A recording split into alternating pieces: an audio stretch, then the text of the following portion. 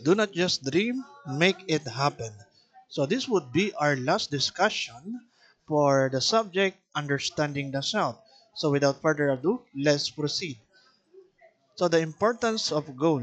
A goal is the desired outcome anticipated by a person or organization. So doon pa lang nakalagay, a goal is the desired outcome anticipated by a person or organization. Meaning to say, para bang ano ba yung mga kagustuhan mo na ine-expect mo na mangyari? That would be your goal. So pwede siyang bilang individual, yun yung sinasabi natin. Or organization. Okay? Now, it may be a long-term vision or a short-term outcome which can be achieved through careful planning, execution, and evaluation. So kung ating babalikan, yung ating discussion sa learning to be a better learner, doon nabanggit yung tinatawag natin na metacognitive regulation. 'Di ba? Kung ating i-recall, nakalagay doon sa metacognitive regulation ay forethought is equals to planning. And then, um, forethought is equals to planning. Their performance control is equals to monitoring or execution, and self-reflection is equals to evaluation.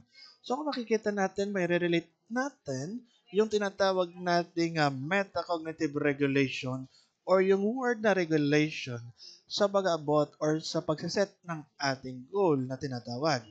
So goal setting establishes a standard or objective to serve as target of one's action.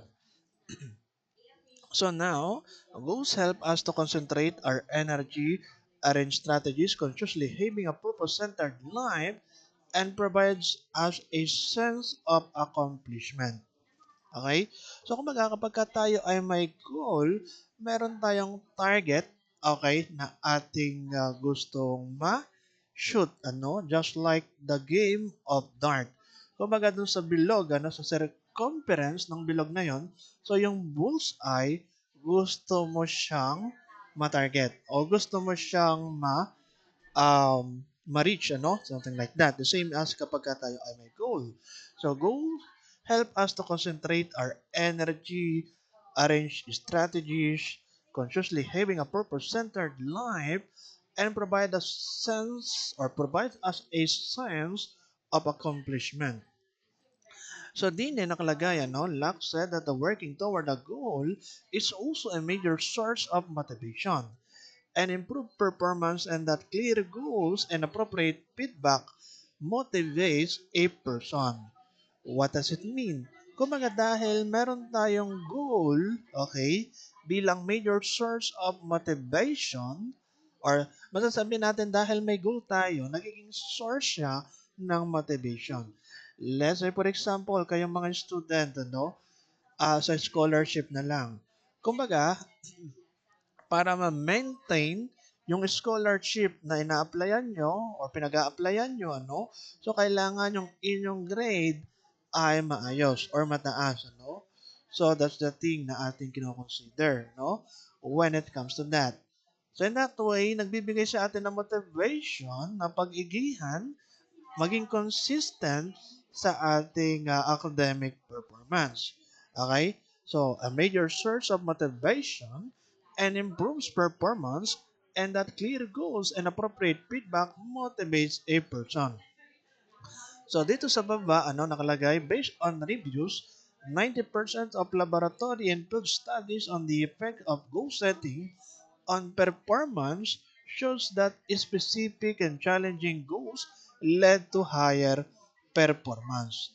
Based sa study ni Edwin Lack, research studies or findings, sinasabi dito na kapag ka daw mas specific and challenging yung iyong goals, it will lead to higher performance. So, ganun pala yun. Let's say, for example, so kung ikaw ay malusog, and gusto mo magbawas ng timbang, sasabihin mo na, I want to lose weight within the next year. I will go on a diet to lose the weight, ano? But the thing is, hindi siya specific. Hindi siya magiging effective, ano? at hindi siya ganong ka-challenging na wala kasing malinaw na sinusundan. Kumbaga, halimbawa kapag ka malusog ka at gusto mong magbawas ng timbang, ang sasabihin mo is, I want to lose 2 pounds a week for the next 4 months. I will exercise for at least 30 minutes 5 days per week. In that way, mas naging effective kasi specific yung goals mo and challenging din siya in a way na hindi yun yung usual na ginagawa mo. Okay? Na let's say pag-exercise, hindi ka nag-exercise ng 30 minutes. Okay? Something like that, ano? 5 times or 5 days per week, ano? And yan, kung ano man mga kailangan mong sundin or sundan na mga habits ano para ikaw ay pumayat ano. So, yun. Mas naging effective ano, led to higher performance. So, nakalagay dito, goals influence performance by directing attention, mobilizing effort, increasing determination, and encouraging plan development.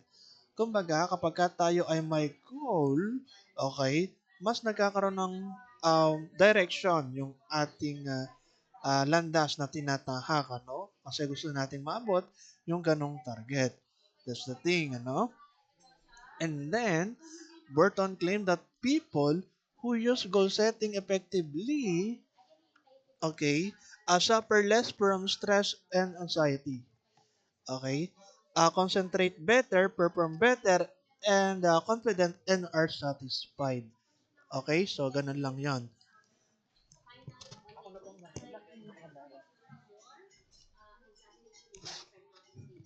So, kumbaga, kapag ka tayo ay may goal, ang idea niyan ay meron nga tayong expected na patutunguhan. Para bang ganito, um, kapag ka specific ang goals mo, more likely na kontrolado mo kung ano yung magiging action na gagawin mo sa susunod. In that way, mas makaka-feel ka ng less or mas makaka-feel ka nga ng less stress and anxiety. Meaning to say, may plan A ka, may plan B ka, na kung hindi man gumana yung si plan A, meron ka na nakahanda na plan B. Okay? Something like that, ano? So that's the thing, ano? Kapag ka tayo ay merong sineset na plano, ano, na goal sa ating life. Kahit ano man yung goal na yan, di ba? So yun yung parang pinaka-idea niyan.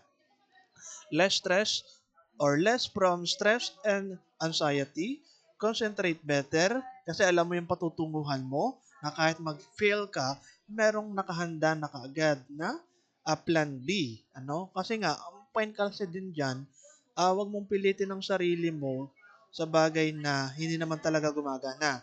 Kahit anong pilit mo, di ba, may mga times na gano'n, halimbawa, nagplano ka, ayaw talaga, ay di, mag-proceed ka na sa plan B.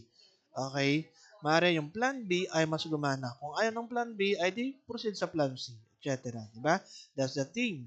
And that way, suffer less from stress and anxiety, concentrate better, perform better, confident, and are satisfied. Okay na yan. Now, nakalagay dito, goal setting theory. So dito, goal setting theory refers to the effect of setting goals on subsequent performance. Researchers Edwin Locke found that individuals who set specific, difficult, difficult goals perform better than those who set general, easy goals. Okay? So dito nakalagay, ano, according kay Edwin Locke, first described that the approach of goal setting is based on what Aristotle called final causality. Okay? That is, action caused by a purpose. Halimbawa, kung tatanungin ko kayo on the spot, para kanino ka bumabangon? Parang sa Nescafe commercial, ano? Kumbaga, kung tatanungin ko kayo, ano, ang idea is, aalamin mo yung iyong reason or yung iyong purpose kung bakit mo ginagawa yung, let's say, pagsisikap na mag-review, mag-aral lang mabuti. Kasi nga, isipin mo para sa kinabukasan mo, okay, para sa iyong family, okay, that's the reason why. Kumbaga yung reason, yung purpose, yun yung nag-fuel para mag-act consistently and maging committed ka sa iyong ginagawa. That's the thing, ano?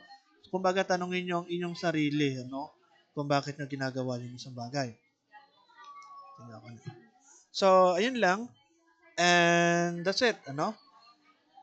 Okay, so dito naman, ano, sa ibaba, may nakalagay na Locke proposed five basic principles settings. Clarity, challenge, commitment, feedback, and task complexity. So, meron ditong lima, ano? So, una, nakalagay dito, ano, effective goal setting principle.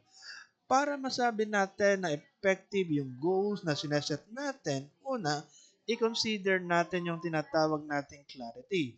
Meaning to say, clear yung ating goal, ano? A clear, measurable goal is more achievable than one that is poorly defined. In other words, be specific. The most effective goals have a specific timeline for completion. What does it mean?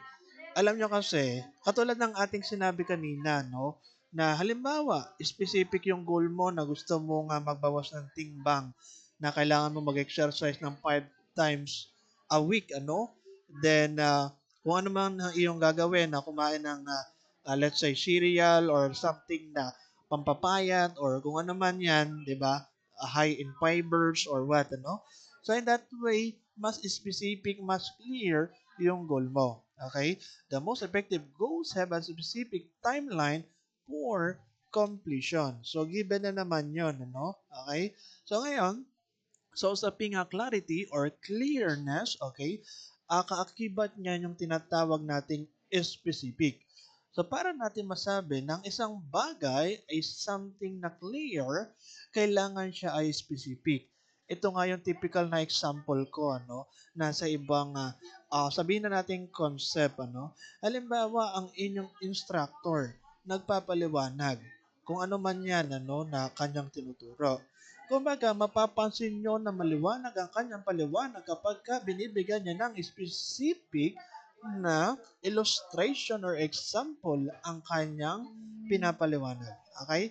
That's the thing, ano? So, yun yung technique, ano? Kapag ka nagpapaliwanag, kailangan specific, kailangan related dun sa concept or connected dun sa idea, ano? Yung ating binabanggit. The most effective goals have a specific time. But we're talking about here, goal, ano? Okay, kung baka kinonekta lang natin sa ibang concept. Okay? Now, so dito naman nakalagay, the goal must have a decent level of difficulty in order to motivate you to strive toward the goal. So dapat kayo mga student, ano, bawat isa sa atin, kailangan something challenging yung sineset nating goal sa ating buhay, sa ating sarili. Bakit? Kasi kapag challenging, the more difficult the goal, the greater the achievement. I repeat, the more difficult the goal, the greater the achievement. Sa paghirap ng iyong goal, kaakibat din noon yung greater achievement. But the thing is, sa usaping ganon, you have to be committed to the goal and possesses the requisite ability and knowledge to achieve it. Meaning to say, kaakibat ng mahirap na goal, yung madaming effort or extra effort na kailangan mong gawin doon. Let's say for example, kayo ang mga student, ano, kung meron man ha, kung meron man sa inyo na gusto maging cum laude, ano, or gumraduate with flying colors, so kung magkakaakibat ng pagiging cum laude, ano, with Latin honors, yung talagang extra effort para maabot mo yon. Kasi hindi sapat yung talino laang. Okay? So in that way, something challenging yung goal na yon. The goal must have a decent level of difficulty in order to motivate you to strive toward the goal. Kasi nga kapag ka challenging, okay, so mas mamamotivate ka, no?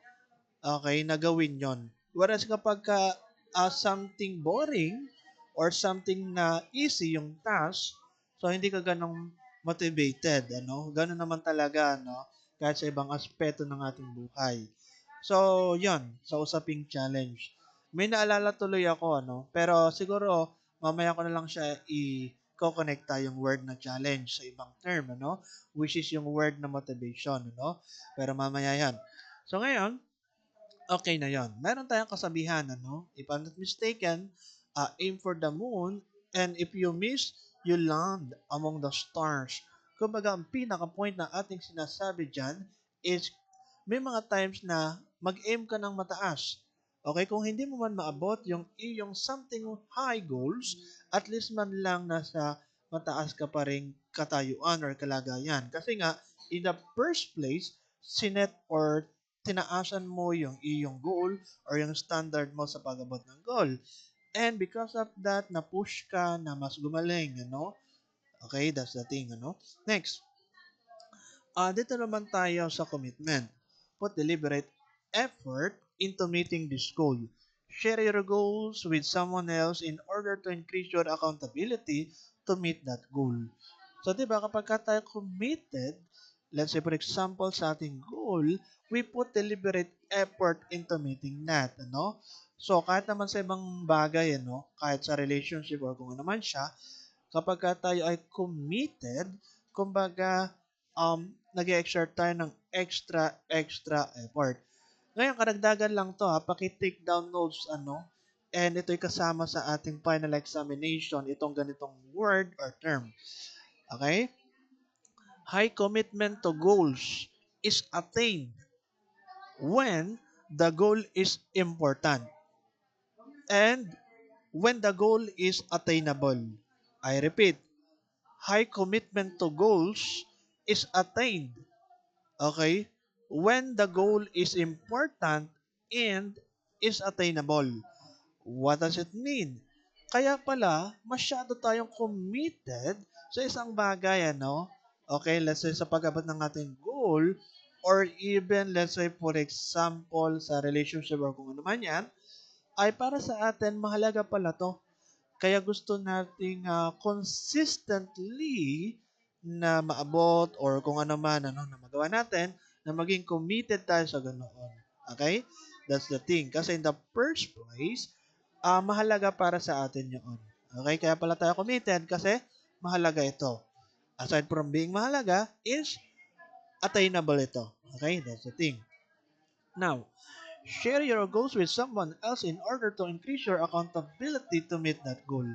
May point din naman siya in a way na, halimbawa kayo mga student, kapag kayo ay may goal sa buhay, syempre kung anong goal yan, So, maganda rin, na i-share nyo sa inyong kapamilya, sa inyong close, In that way, susuportahan kayo, mari financially, emotionally, or moral support, That's the thing na ating sinasabi.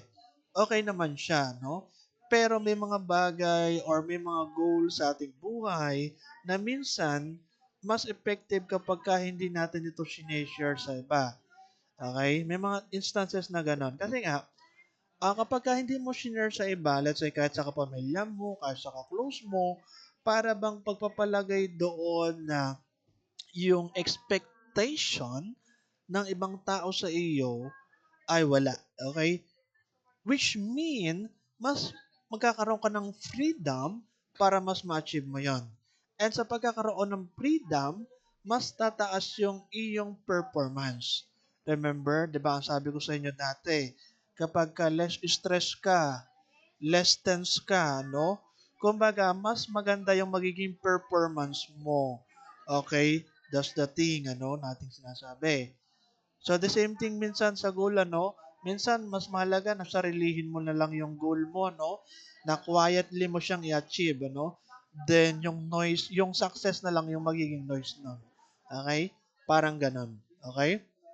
Sabi nga dun sa kasabihan, work silently towards achieving your goals and let the success makes the noise. Parang ganun kasi yung idea ng pagkakatanda ko. Okay? So naman, dito naman, sa susunod, we have feedback. Set up a method to receive information on your progress toward a goal. Task complexity. Pero sige, sa feedback naman, natural lang yan. Kapag tinatrack mo yung progress mo, okay, tatanungin mo yung iyong kaklase or tatanungin mo yung iyong kaibigan, iyong kapamilya, kung nasa na ba, kung okay ka pa ba, or ano ba yung sa tingin nila, yung iyong mga progress or nagagawa na, sa pag-abot ng iyong goal. Kapag share mo, yung iyong goal, sa kanila. That's the thing. Task complexity, if a goal is especially complex, make sure you give yourself enough time to overcome the learning curve involved in completing the task. In other words, if a goal is really tough, make sure you give yourself some padding to give you the best chance at succeeding. What does it mean? Kapag ka talagang totoong mahirap yung goal mo, no? Kahit na sabihin na nating short-term goal, let's say for example, yung pagre-review. Meron kayong exam na dalawa or tatlo bukas. Halimbawa lang to, imagine nyo nga. So, syempre, sabi nga natin doon sa learning to be a better learner, okay, na parang nabanggit natin na tips, okay? Kumbaga, wag mong tatanggasin lahat ng isang upuan lang. So, kapag something komplikado, yung iyong task na ginagawa, learn to break it down, into parts. Okay? Hati-hatiin mo. Huwag mong lahatin kaagad. In that way, mas magiging effective yung iyong ginagawa. Alright? So, task complexity. That's the thing. So ngayon, dito naman tayo sa susunod. The 5 golden rules of goal setting. Nakalagay dito, set goals that motivate you. When you set goals for yourself, it is important that they motivate you. This means making sure that they are important to you and that there is a value in achieving them. Okay? If you have little interest in the outcome or they are irrelevant given the larger picture, then the chances of you putting in the work to make them happen are slim. Motivation is key to achieving goals. Kapag ka nagseset ka ng goal, make sure na nagmo-motivate yan para sa iyo, no? Kasi may mga times na nagseset tayo ng goal na parang less motivated tayo. Okay, sa pag-abot na yan. Now, ito, medyo kalokohan na illustration lang, no? Naalala ko lang yung parang pagkaka-illustration ng motivation. Minsan, yung motivation ang humahabol sa atin. Let's say for example, nasa kagubatan ka, nagbibisikleta ka. Ngayon, habang nasa kagubatan ka, merong oso, okay, merong bear. At yung oso na yon ay papalapit sa iyo, hinahabol ka. Minsan, yung motivation ang humahabol sa iyo. Okay, hindi, kalokohan, medyo kalokohan illustration. Pero parang ganon yung idea, di ba? May mga times sa ating buhay na tayo mismo ang hinahabol ng motivation para abutin yung ating goals. Let's say, goals na makalaya or makaalis, makaalpas doon sa something dangerous na ganon. That's the thing, na ating sinasabi about that. Now, dito, nakalagay, motivation is key to achieving goals. What does it mean? Kumbaga, hindi naman ako 100% na agree dito, no? Hindi naman sa ating uh, parang kumbaga binabaraan yung nakalagay sa module or sa libro, no? But the thing is, okay naman siya, 'di ba? Kapag motivation. Pero speaking of motivation, may mga times na motivated tayo. Okay? May mga times na energetic tayo on certain days. Let's say, for example, motivated kayo ngayon, pero bukas hindi na kayo motivated. Pero sa ibang araw, motivated na uli kayo sa pagpasok, sa pag-attend sa klase.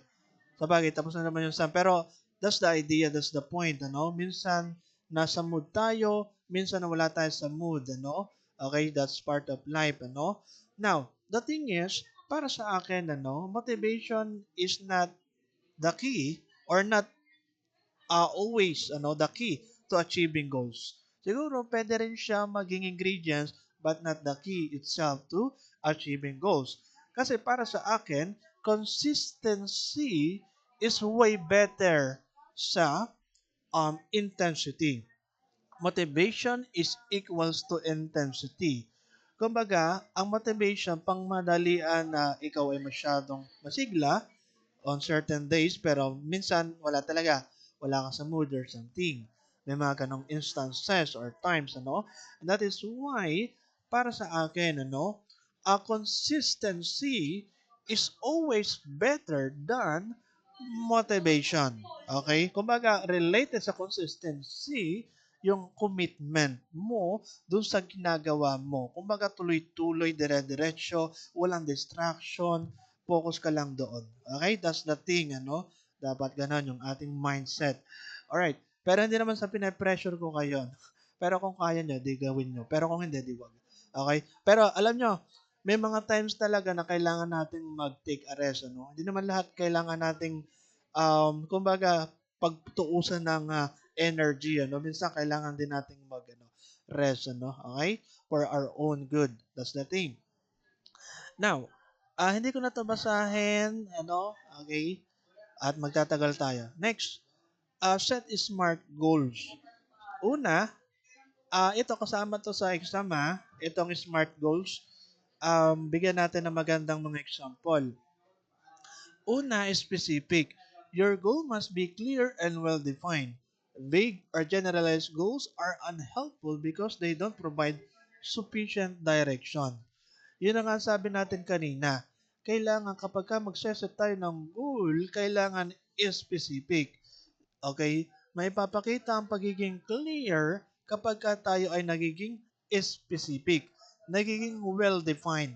Hindi yung sasabihin mo na I'm going or I will do my best. Kumbaga, medyo vague or generalized siya. Okay?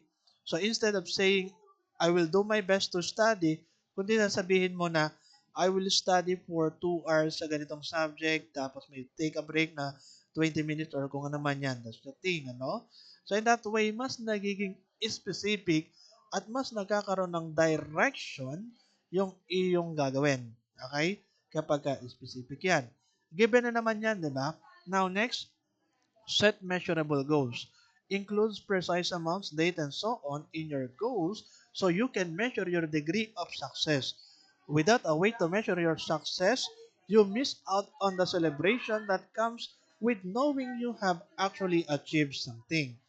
So, halimbawa, pagka sa usaping measurable goals, meron tayong quantification. Okay?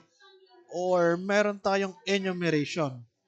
Ibig sabihin sa enumeration, list of tasks to be accomplished. Okay, di ba may mga to-do list tayo na ganito, okay, yung ating i-achieve, ano? That's the thing. Okay?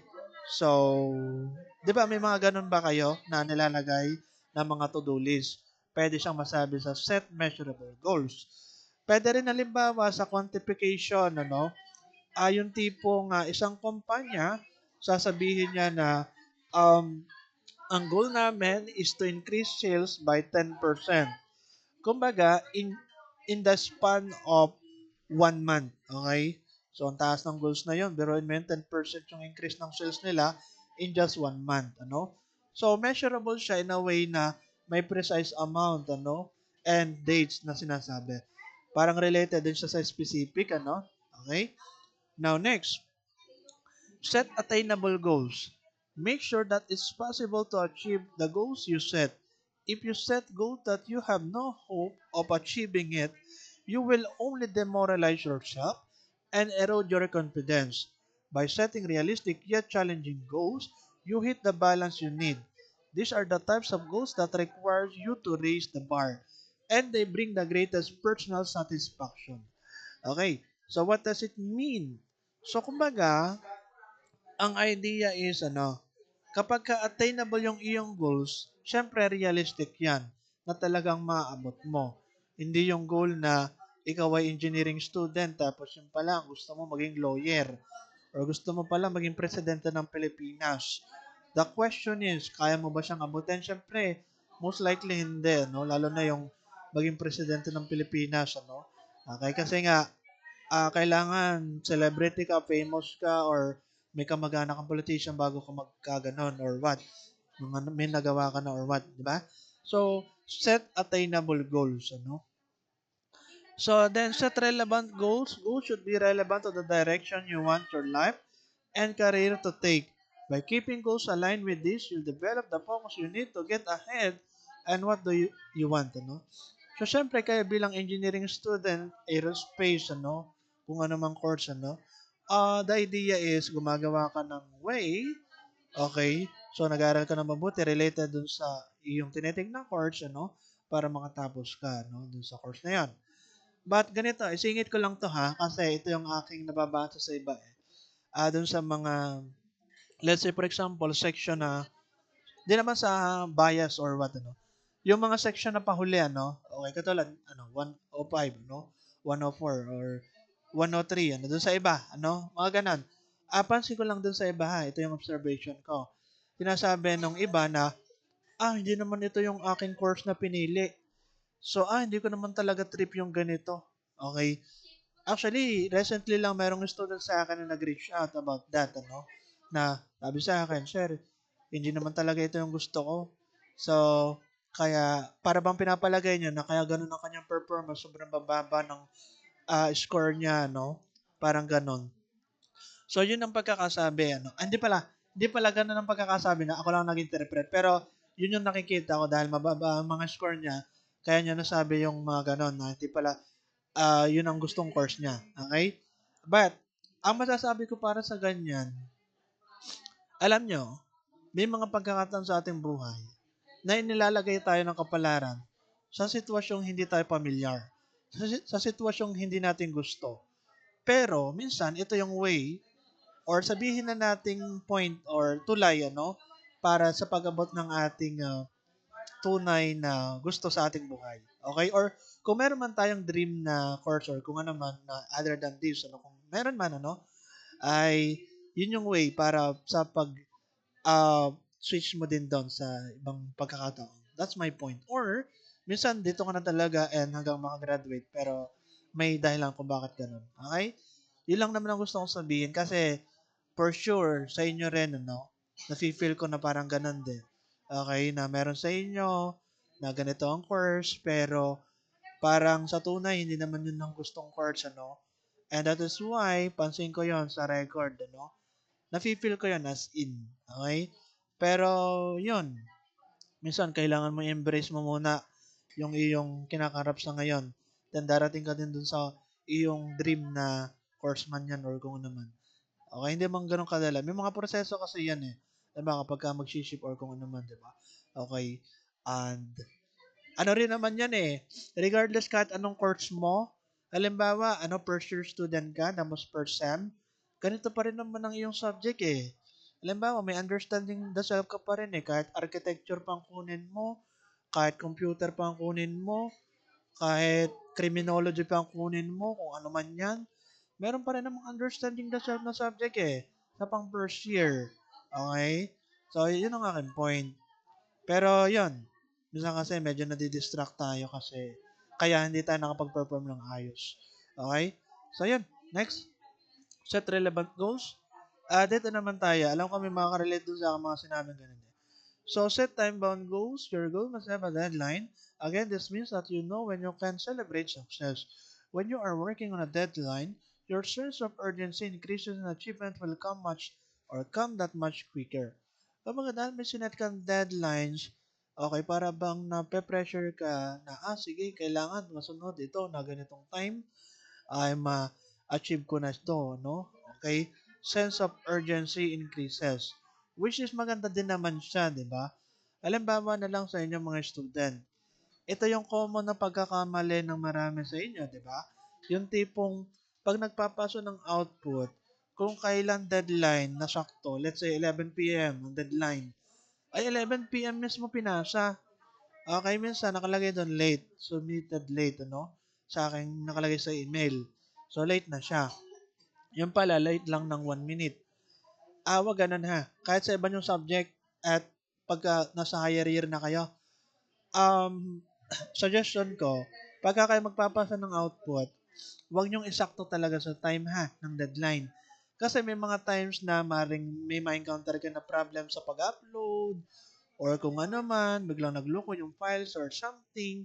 Okay? My point is, ganon. Okay? Siguraduhin nyo. Okay, bago kayo magpasa. So yun, related pa rin naman yan sa mga deadline. No? Pero nakalagay dito nga, when you are working on a deadline, your sense of urgency increases and achievement will come that much quicker. Pero sa aking view, personal view ko ha, minsan, mas na-achieve natin ang isang bagay kapag walang sense of urgency.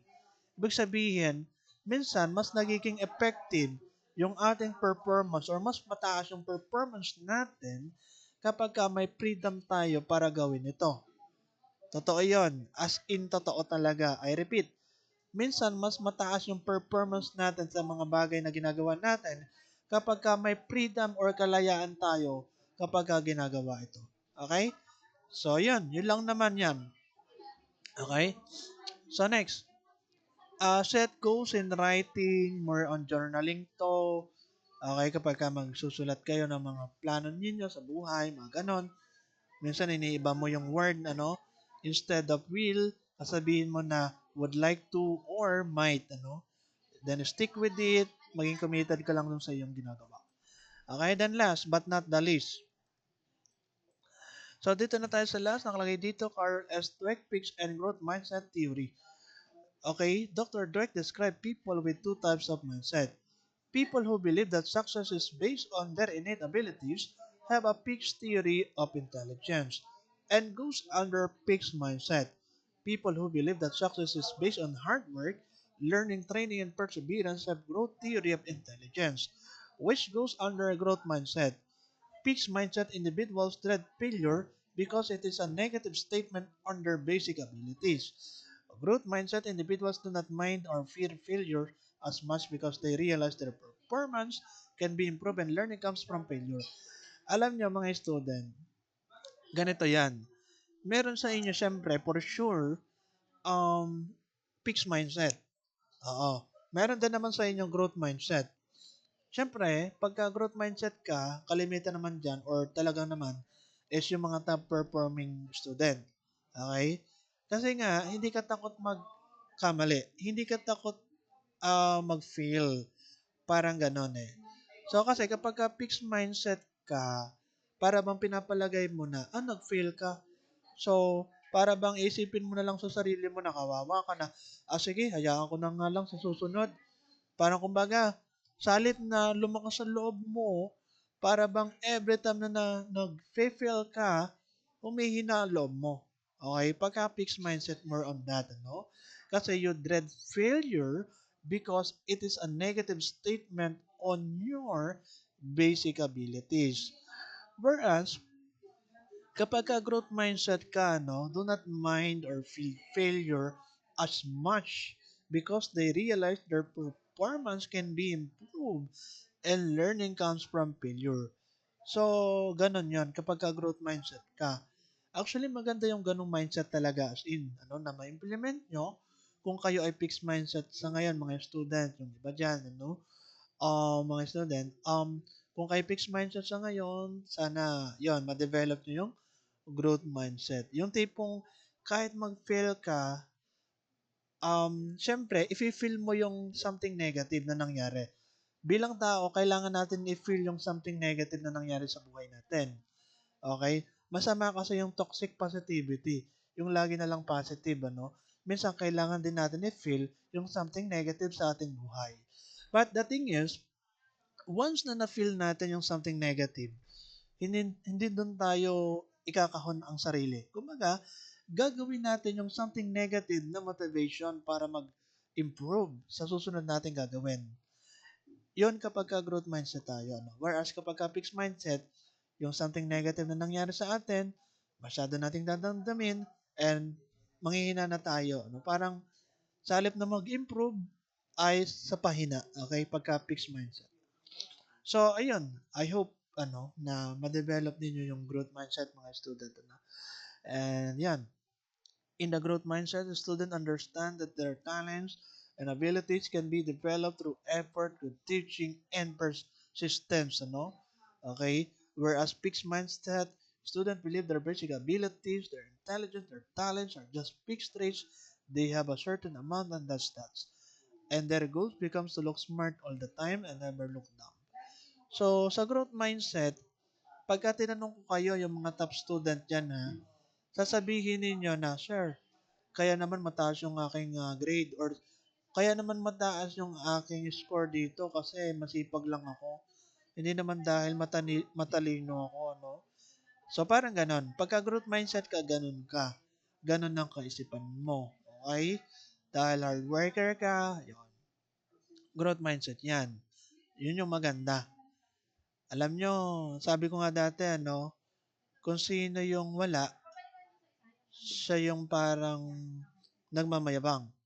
Kung sino yung meron, siya yung ano lang, simple lang, Kumbaga, hindi siya ganun ka-showy or something. Parang ganun. Yun yung pansin ko rin ano, sa mga, let's say, famous sa kanilang field na ginaganapan, ano? Let's say, in terms of music, in terms of business, ano, in terms of kung ano pa man. So, more on ganun sila eh. Parang hindi sila ganun ka. Ano. Okay? So, anyway, next. So, dito na tayo last, ano? The power of yet. I can't do this, ano? Okay, yet. So, yun nga, last na to, ano? As in, pinaka-last na discussion ko na rin to and sa inyong ano patapat. So, may mga times sa ating buhay, ano, na mapapasabi tayo na, hindi ko to kayang gawin. Okay? So, sa halip na sabihin natin na, I can't do this, sabihin mo, I can't do this yet. Halimbawa, ano, yung simpleng pagbabike, ano, sasabihin mo nga, hindi ako maalam mag-balance, ano, baka mabangga ako, magdagasa ako. So, sa ngayon, you can do that, ano, but, sasabihin mo dapat, I can't do this yet. Hindi ko pa magagawa sa ngayon. Okay? So, next, this doesn't work. Ginawa mo ng lahat, pero hindi pa rin sapat. Okay? Nahugot, ano. Pero, the thing is, this doesn't work yet. Mare, sa ngayon, hindi pa gumagana. Okay? Pero gagana rin yan. Kung ano man yan, ano, na pinagagana ninyo. Okay? Then, I don't know yet. May mga times na hindi natin alam, yung mga bagay-bagay, kaya sabihin natin na, I don't know yet. Okay? So, ganun. So, ito, bigyan ko ng pinaka-emphasis para sa inyo mga student, ha?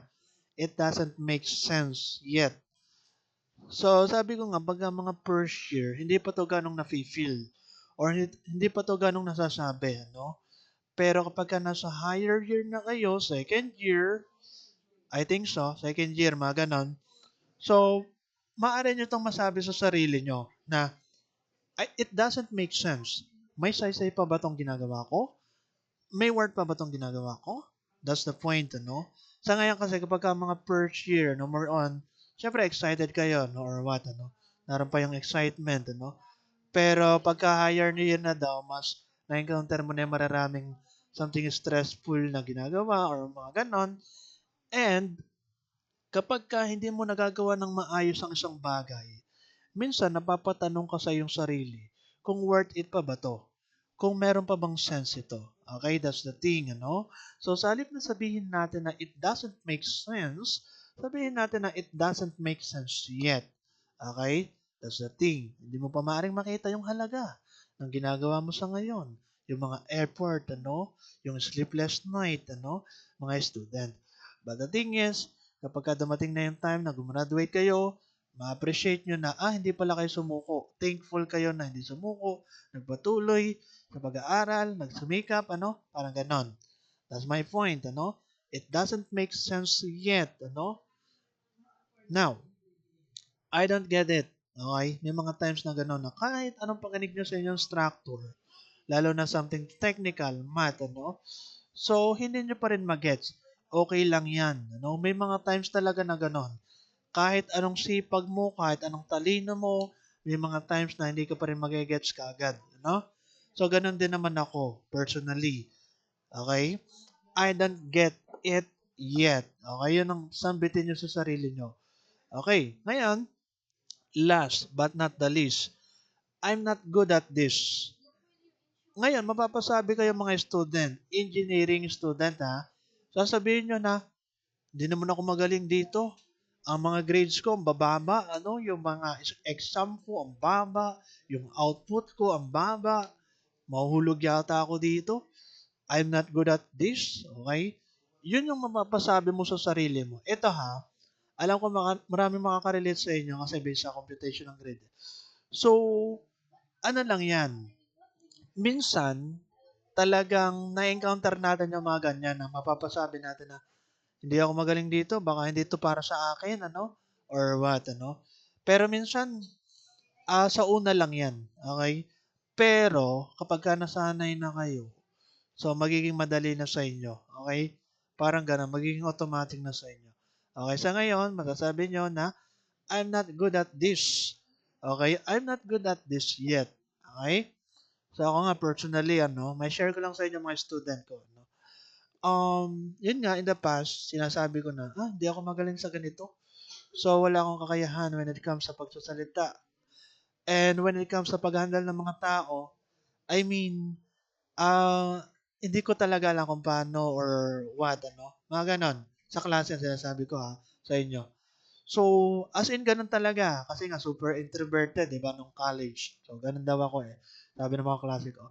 But the thing is, ginamit ko siyang motivation nung dumaan, yung panahon na, sige, kailangan ko pagigihan, Okay? Kailangan ko makabawi sa life, Parang ganon.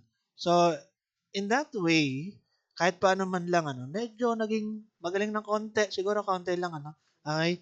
Sa ganong larangan, Sa pag-handle ng klase and yan, pagtuturo. So, ayan. I'm not good at this yet, siguro. Masasabi nyo sa ngayon, pero darating yung time nyo para mag-shine. Di ba? Okay? Mga student.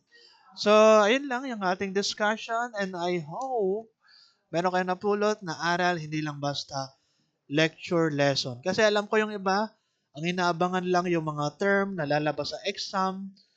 Okay? Kumbaga walang pakialam kung ano yung matututunan na may relate nila sa buhay nila. Okay?